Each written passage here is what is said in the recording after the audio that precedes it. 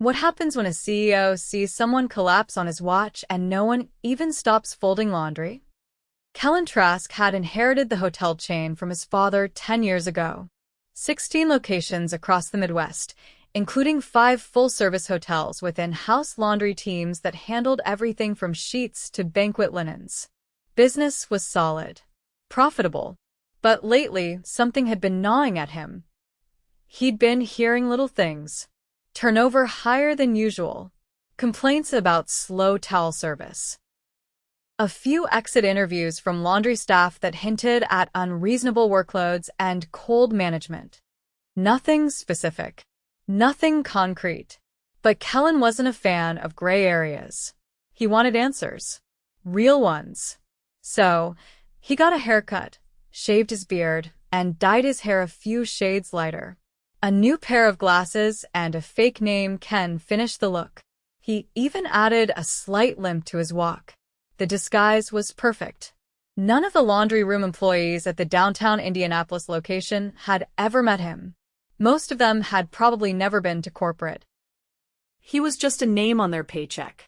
He told the general manager he was a new trainee sent by a staffing agency, part of a pilot program to help with weekend overflow. The manager barely looked at him, just nodded and pointed him downstairs. The basement smelled like detergent and heat. "You're late," a voice said. Kellan turned. A tall woman with frizzy red hair and faded tattoos on her arms was folding sheets lightning fast. Her badge said Marie. "Sorry," Kellan replied. "Got the wrong elevator." Marie didn't look up. "Clock's ticking." Grab that bin. Sheets. Fold, stack, repeat. Got it. He nodded and got to work. The room was hot, no windows, 2 industrial dryers going nonstop. 5 other workers moved in silence, all focused, all fast. The only sound was fabric slapping on tables and the hum of machines. Nobody smiled. Nobody talked. By the second hour, Kellan's back hurt. His hands were dry. He tried to keep up, but he was slower than the others. "Ken," Marie snapped. "That's the 3rd crooked fold. We don't have time for sloppy." "Sorry," he muttered. She didn't respond. Around noon, a woman across from him, short, in her 50s, name tag said Tina, started swaying. Kellan noticed her hand tremble as she reached for another sheet. Then she collapsed. Hard. Face first onto the floor. Kellan froze. But no one else did. Marie didn't stop folding. The other workers glanced over, then kept going. "Is someone gonna help her?" Kellan asked, stunned. "She does this," Marie said flatly. "Heat gets to her. She'll be fine. She just passed out." "Ken, keep folding." Kellan dropped a sheet and knelt beside Tina. She was breathing but barely. Her skin was pale, soaked in sweat. "We need water," he said. A young guy named Luis hesitated, then grabbed a bottle from the break room fridge and handed it over. Kellan sat Tina up, gave her sips. "You okay?" he asked softly. She nodded weakly. "Just dizzy. Happens sometimes." "Why didn't you say something?" She smiled faintly. "No point. We're short 3 people today. If I go home, that's 2 of us folding all this." Kellan looked around. 2 carts of sheets still untouched. No air circulation. No breaks. "Why are you short-staffed?" he asked Marie. 2 people quit last week. Nobody new showed up. We're lucky to have 6 today. Does corporate know? Marie shot him a look. "You think they care?" Kellan didn't answer. At the end of the shift, Tina tried to stand. Kellan offered her his arm. She waved it off. "Been doing this 15 years. I'll be fine." Later, in the break room, Luis sat beside him. "You're not like the others." "What do you mean?" "You notice stuff. Most temps don't talk. You watched out for Tina. That's rare." Kellan glanced at the security camera in the corner. He'd seen enough. He pulled out his phone and stepped outside to call his assistant. "I want full staff files for the Indy laundry team," he said. And get me the district manager. I want to know why we're 3 people down and nobody did a damn thing about it. Then he looked back at the basement door. Tomorrow, he'd be back early. He wasn't done yet. The next morning, Kellan arrived half an hour early. No one was in the laundry room yet. The basement lights buzzed as they flickered on, casting long shadows across the cement floor. He walked past the folding tables and leaned on the sorting bins, watching the dryers spin through thick observation glass. The silence gave him space to process what he'd seen the day before, not just Tina collapsing, but the way everyone had treated it like background noise. He didn't know yet what he'd find today, but he was done watching quietly. The door creaked open. Luis stepped in, earbuds draped around his neck, looking surprised to see someone already there. "You beat me," he said, dropping his backpack on the floor. "That's a first. I wanted to see how the day starts," Kellan replied. Luis rubbed sleep out of his eyes. "It starts with us praying there's no banquet upstairs. If there is, we're folding until our wrists give out." One by one, the others arrived. Marie entered last, carrying a clipboard and a half-eaten granola bar. She didn't greet anyone. She scanned the bins, checked the dryer timers, and scribbled something before glancing at Kellan. "You're back," she said. Yeah. "Figured I'd try to fold a straight line today. You'll have plenty of chances." The shift started without ceremony. Bins rolled in from the chute mountains of sheets, pillowcases, and tablecloths. The team split up. Luis and a woman named Gwen took the sorting table. Kellan was assigned to folding again, this time next to a man named Reggie, who looked like he hadn't slept. Within 15 minutes, it was clear something was off about Reggie. His eyes kept darting toward the door.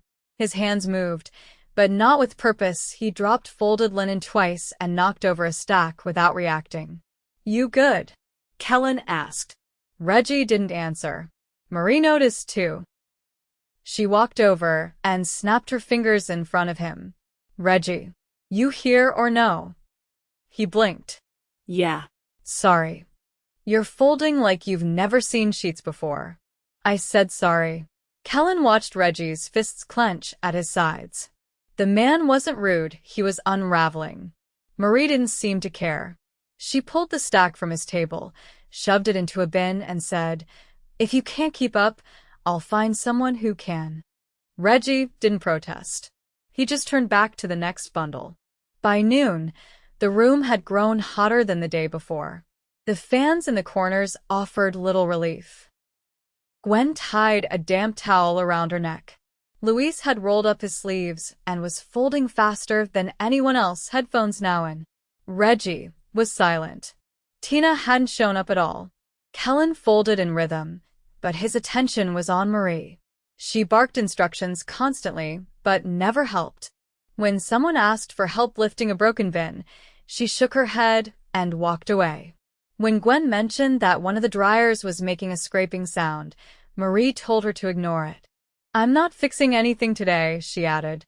"Just fold." Kellan waited until their 10-minute break. They crowded into the break room, a small space with a chipped countertop and a vending machine that only accepted exact change. Luis sat across from him, peeling a banana. "Do you know what happened to Tina?" Kellan asked quietly. "She called out. Said she needed a day to rest." "She doing okay?" Luis hesitated. "She won't say it, but I think she's scared to come back. Yesterday rattled her." Kellan nodded. "And Reggie?" "His mom died last week," Gwen said, sliding into the chair beside them. "He asked for 2 days off and Marie said no. Said we were too short." "She denied bereavement?" Yeah. "Said if he left, he shouldn't bother coming back."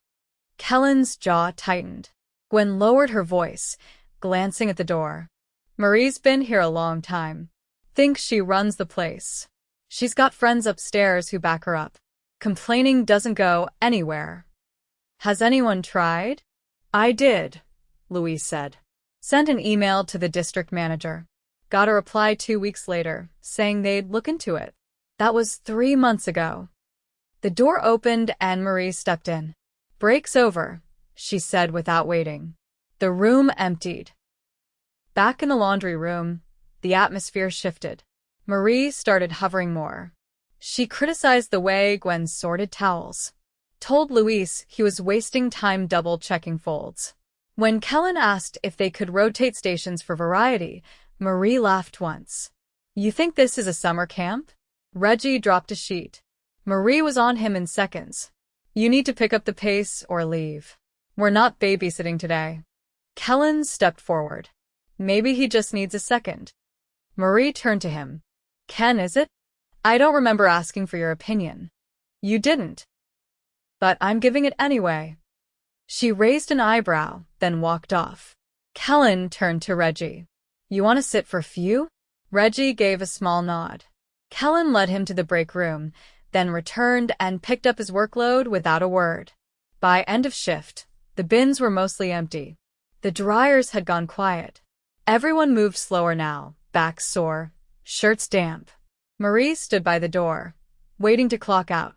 Kellan approached her. "Got a minute?" She crossed her arms. "If this is about Reggie, don't bother. He's either working tomorrow or he's not coming back. It's not just about him. It's about how this place is run. You're a temp. You don't run anything." "No," he said. "But I do." He reached into his back pocket and pulled out his ID badge. Kellan Trask. "I saw." Marie stared. Her mouth opened slightly, but no words came. Luis, Gwen, and the others had stopped in the doorway. The room was silent. "You've been running this team through exhaustion. Denying time off for family deaths. Ignoring safety issues. Refusing to help. That's over." She blinked. "I didn't know. I'm sure you didn't. Because you never thought anyone important was watching." He turned to the others. "Reggie, take a week." "Paid." "Gwen, I want a list of everything broken down here." "Luis, you're getting bumped to lead for now." Then he looked back at Marie. "You're done here. Security will walk you out." She didn't respond.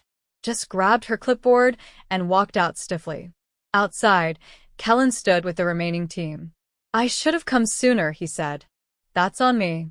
Nobody said anything for a moment. Then Luis spoke. "What happens next? We fix this. And it starts tomorrow."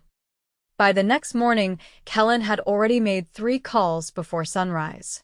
One to Human Resources, one to the regional director, and one to a staffing agency he'd worked with years ago who owed him a favor. He wasn't looking for corporate apologies, he wanted bodies in the building. Real help, not vague promises. At 7 sharp, he stepped into the basement again, this time in his regular clothes. "No disguise. No limp." The moment he walked in, Luis froze mid-fold. Gwen straightened up.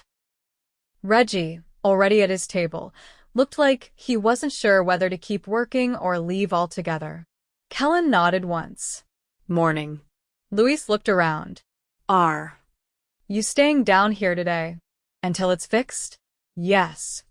He walked over to the whiteboard on the wall previously used only to scrawl dryer numbers and shift changes, and picked up a marker. "Here's what's happening. A temporary crew will arrive in 3 days to help with backlog. Until then, we're rotating in 2-hour blocks: sort, fold, press. No more than 2 hours on any station. If you need a break, you ask. If someone needs help, you help. No exceptions." Gwen stepped forward. "What about Tina?" "I called her this morning. She's resting. She'll come back when she's ready. And when she does, she'll have a reduced schedule for the first week, with full pay." Reggie didn't speak, but his posture shifted slightly. Like something heavy had been lifted off his shoulders, but he wasn't sure it would stay gone. Kellan turned to him. "You're not working today. You're heading home." "I can stay," Reggie said, voice low. "I'm okay." "You're going home. I already spoke with HR. You've got bereavement leave. No questions asked. Take the time. You've earned it." Reggie looked at the ground, then nodded once. He didn't say anything else as he walked out. The others got to work, and for the first time, there was no tension laced through the air. Gwen hummed softly as she sorted towels. Luis cracked a joke about the dryer sounding like it was coughing up a wrench. Kellan didn't correct him, the dryer did sound awful. He made a note to get it serviced. By mid-morning, a fresh face arrived, a temp named Nia, sent over by the staffing agency. She was tall, soft-spoken, and clearly new to commercial laundry. Her hands fumbled with the sheets, and she kept apologizing. Luis leaned over and showed her a better folding method, not with condescension, but like he genuinely wanted her to get it. Gwen offered her a pair of gloves. There was a rhythm forming, halting but hopeful. Just before the lunch break, the downstairs phone rang. Kellan picked it up. Laundry, Kellan speaking. A pause. Then, this is Daryl for maintenance.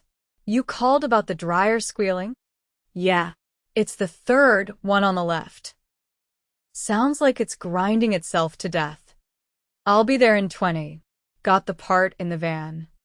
Kellan hung up and turned back to the crew. Looks like we're getting some help down here.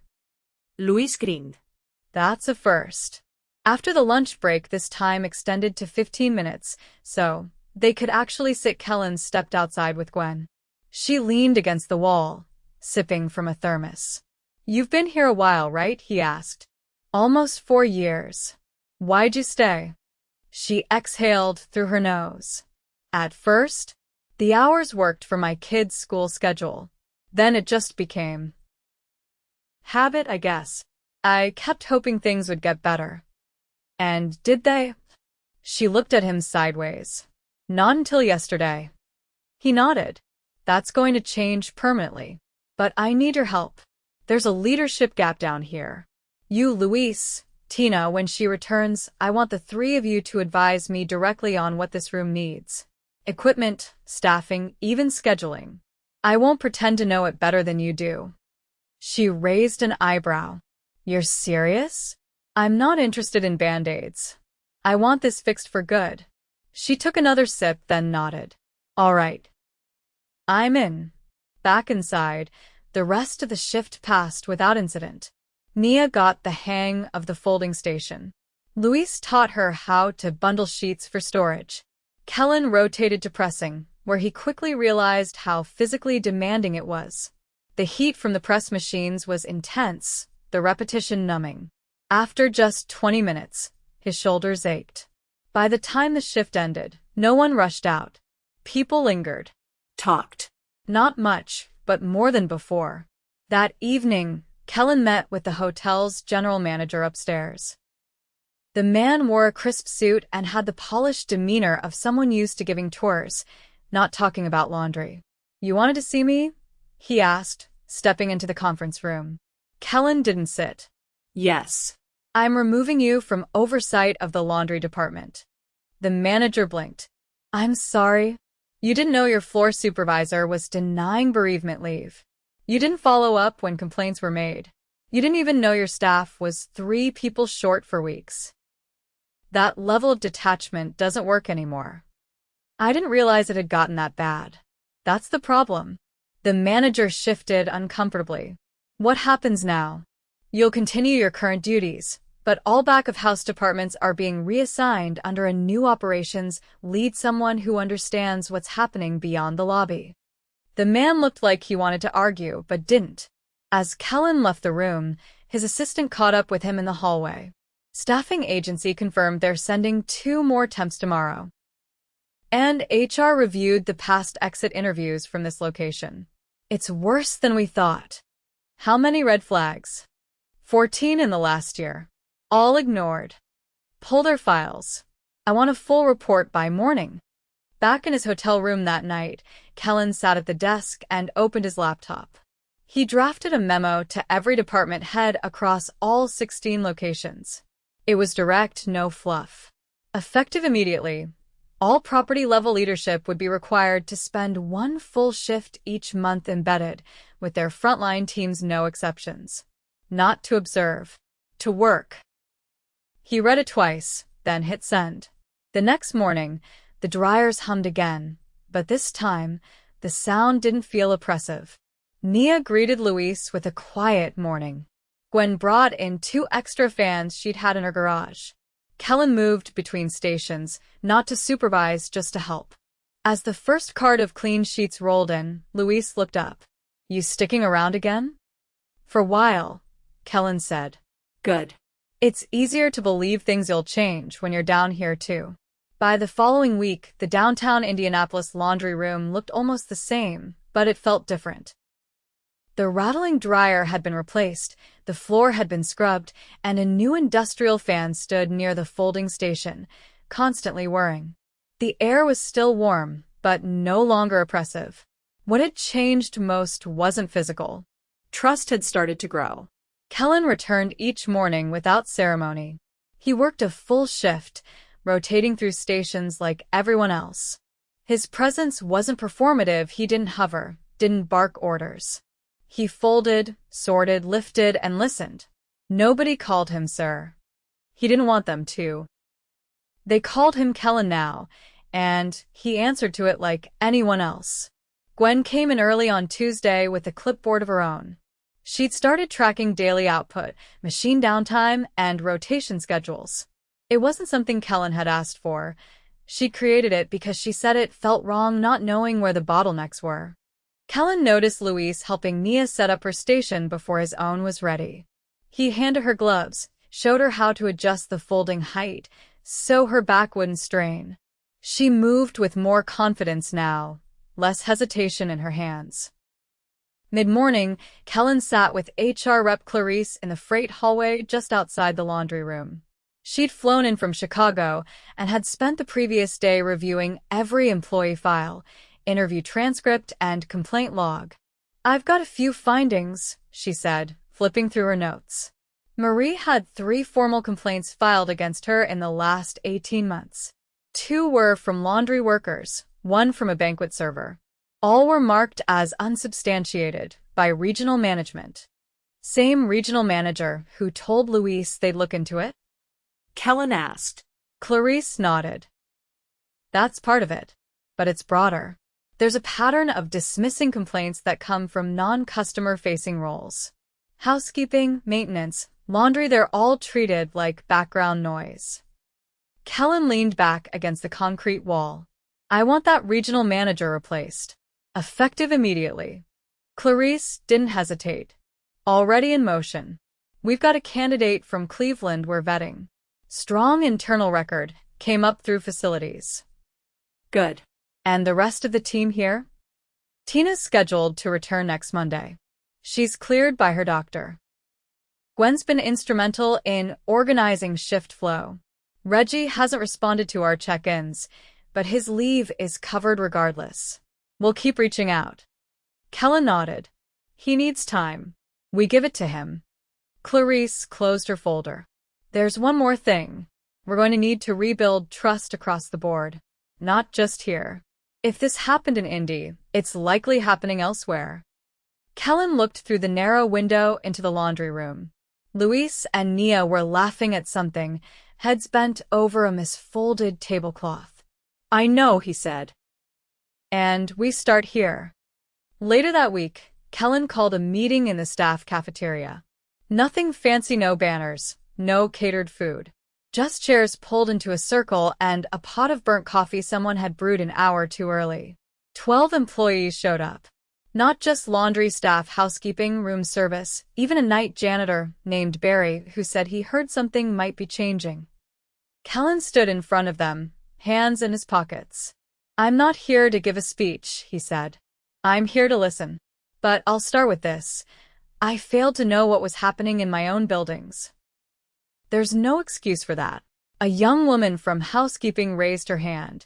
"Will we actually be able to report things now, without it disappearing?" Clarice, seated beside Kellan, answered. "Starting next week, we're implementing a new system, anonymous reporting, direct to HR, bypassing on-site management. Every report will be reviewed within 72 hours, and a confirmation will be sent back to the employee who submitted it." "Can we actually see changes?" Barry asked. "'Cause a lot of us been here long enough to know how promises usually go." "You'll see them," Kellan said. And if you don't, you come to me directly. I won't be hard to find. He handed out his card. Real cards, no titles, just his name, a direct email, and a number. After the meeting, Gwen approached him near the vending machines. You might want to know something, she said quietly. Marie's sister works front desk at the airport location. Word is, she's been telling people what happened here was blown out of proportion. Says you're just doing damage control. Kellan's expression didn't shift. She's still employed? Far as I know. Not anymore. He made the call right there in the hallway. Not because of gossip, but because dismissing systemic failure as drama was exactly how it had spread unchecked. Zero tolerance meant zero tolerance. The next morning, Tina returned. She walked into the laundry room slowly, almost cautiously, her posture guarded. Louise stopped folding and held the table steady. Gwen moved a chair toward the wall, just in case. Nia offered her a bottle of water, without a word. Kellan walked over. Welcome back. She gave a small nod. Didn't think I'd see the inside of this place again. You shouldn't have collapsed before we noticed something was wrong. She looked around. It's quieter. It's better. She smiled, faint but real. Later in the shift, she folded at a slower pace. No one rushed her. When she paused to shake out a cramp, Gwen picked up the slack without being asked. At the end of the week, Kellan gathered the team before they clocked out. No announcements, just a check-in. I want to thank each of you, he said. Not because you stuck around while things were bad, but because you chose to speak up once you saw they could change. He handed each of them an envelope. Inside was a personalized note and a bonus, small but meaningful. Louise opened his and frowned. You didn't have to do this. I did, Kellan said. I didn't know what was happening down here because I wasn't down here. That won't happen again. They left in pairs and small groups, talking quietly. No one rushed out. That night, Kellan walked the back corridor alone, past the laundry room, past the supply closets, and into the service elevator. He didn't press the lobby button. Instead, he rode to the sub-basement, where the old boiler room sat unused, dusty. He stood there a while, listening to the hum of the building, the pipes, the distant echo of machines doing what they were meant to do. He didn't need to be there. But he wanted to remember the sound of a place when no one's watching. On Monday, he'd fly to Milwaukee. Another hotel, another basement. But this time, they'd see him coming.